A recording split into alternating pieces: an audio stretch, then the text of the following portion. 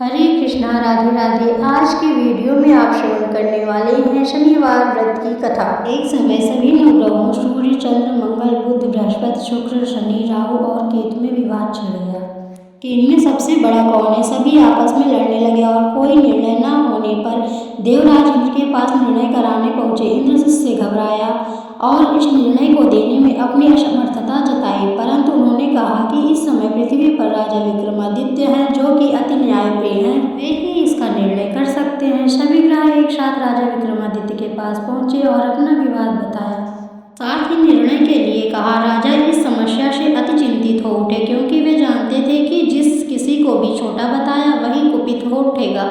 तब राजा को एक उपाय सूझा। उन्होंने स्वर्ण, रजत, कांच, पीतल, सीसा, रांगा, जस्ता, अभ्रक और लौह से 9 सिंहासन बनवाए और उन्हें इसी क्रम से रख दिए। फिर उन सबसे निवेदन किया कि आप सभी अपने अपने सिंहासन पर स्थान ग्रहण करें। जो अंतिम सिंहासन पर बैठेगा वही सबसे छोटा होगा। इस अनुसार लौह का सिंहासन सबसे बाद में होने के कारण शनिदेव सबसे बाद में बैठे, तो वही सबसे छोटे कहलाए। उन्होंने सोचा कि राजा ने यह जानबूझकर किया है। उन्होंने कुपित होकर राजा से कहा, राजा तुम मुझे नहीं जानता। सूर्य एक राशि में 1 महीना, चंद्रमा 2.25 महीना, 2-3 मंगल, 1.5 महीना बृहस्पति, 13 महीने व बुध और शुक्र 1-1 महीने विचरण करते हैं, परंतु मैं 2.5 से 7.5 साल तक करता रहता हूँ। बड़े बड़ों का मैंने विनाश किया है। श्री राम की 7.5 आने पर उन्हें वनवास हो गया। रावण की आने पर उसकी लंका को बांदरों की सेना से परास्त होना पड़ा। अब तुम सावधान रहना।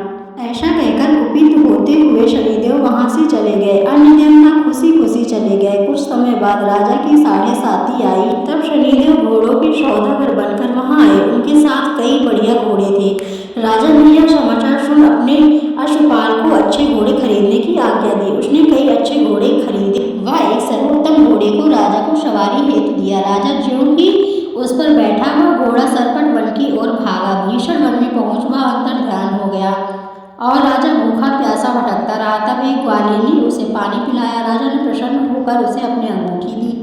वह अंगूठी देकर राजा के नगर को चल दिया और वहां अपना नाम उज्जैन निवासी वीका बताया। वहां एक सेठ की दुकान में उसने जल इत्यादि पिया और कुछ विश्राम भी किया। भाग्यवश उस दिन सेठ की बड़ी बिक्री हुई। सेठ उसे खाना इत्यादि कराया, खुश होकर अपने साथ घर ले गया। वहां राजा ने एक खूंटी पर देखा कि एक हार टंगा है, जिसे खूंटी निगल रही है। थोड़ी देर में पूरा हार गायब था। तब सेठ ने आने पर देखा कि हार गायब है। उसने समझा कि वीका ने ही उसे चुराया है। उसने वीका को कोतवाल के पास पकड़वा दिया। फिर वहां के राजा ने भी उसे चोर समझकर हाथ पैर कटवा दिए। वह चौरंगिया बन गया और नगर के बाहर फिरवा दिया गया। वहां से एक तेली निकल रहा था, जिसे दया आई और उसने वीका को अपनी गाड़ी में बिठा लिया। वीका अपनी आवाज देकर बैलों को हाँकता रहता। उस काल राजा की शनि दशा समाप्त हो गई। वर्षा काल आने पर वह मल्हार गाने लगा।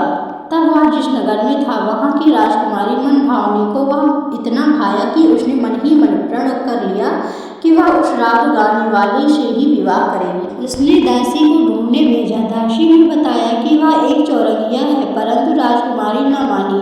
अगले ही दिन उससे उठते ही वह अनशन पर बैठ गई कि विवाह करेगी तो उसी से। उसे बहुतेरा समझाने पर भी जब वह न मानी तो राजा ने उस तेली को बुला भेजा और विवाह की तैयारी करने को कहा। फिर उसका विवाह राजकुमारी से हो गया। तब एक दिन सोते हुए सपने में शनिदेव ने राजा से कहा, राजन, देखा तुमने मुझे छोटा बताकर कितना दुख झेला है। तब राजा ने उनसे क्षमा मांगी और प्रार्थना की कि हे शनिदेव, जैसा दुख मुझे दिया है किसी और को न दे। शनिदेव मान गए और कहा, जो मेरी कथा और व्रत कहेगा उसे मेरी दशा में कोई दुख न होगा। जो नित्य मेरा ध्यान करेगा और चींटियों को आटा डालेगा, उसके सारे मनोरथ पूर्ण होंगे। साथ ही राजा को हाथ पैर भी वापस दिए। प्रातः काल आँख खुलने पर राजकुमारी ने देखा तो वह आश्चर्यचकित रह गई। वीका ने उसे बताया कि वह उज्जैन का राजा विक्रमादित्य है।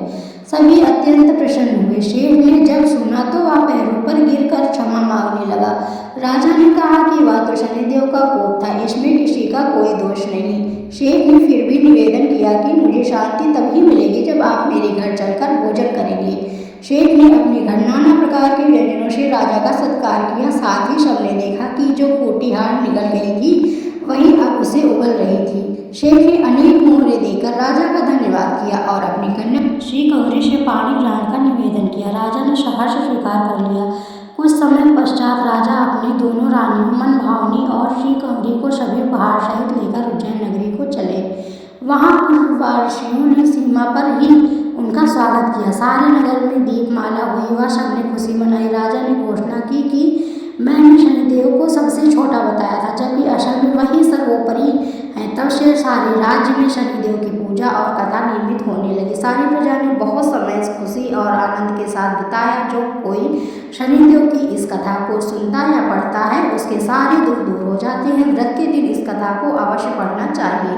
शनिदेव महाराज की जय। अगर आपको वीडियो अच्छी लगी है तो वीडियो को लाइक करना ना भूलें और चैनल को सब्सक्राइब नहीं किया है तो चैनल को सब्सक्राइब कर दीजिए।